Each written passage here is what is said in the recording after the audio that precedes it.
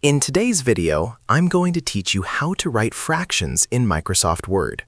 Fractions appear in many types of writing, from math and science documents to financial reports and even recipes, so knowing how to format them properly helps your work look accurate and professional. Begin by opening your document and going to the Insert tab at the top of the screen. In the Symbols group, click the Equation button, then choose Insert New Equation. When you do this, the Equation tab will appear on the ribbon. This tab gives you special tools for building mathematical expressions neatly and clearly. In the Structures group, click Fraction, and a menu will show different fraction styles. Choose the design that matches your needs. For example, if you want to write 2/3, select the Stacked Fraction option. An empty fraction layout will appear in your document with two small boxes, one on top for the numerator and one below for the denominator. Click inside the top box and type the number for the numerator.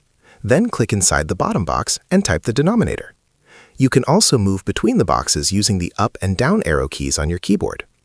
This method works well when your fraction is part of an equation or when you want it displayed clearly on its own line. Sometimes equation fields may not blend perfectly with regular text.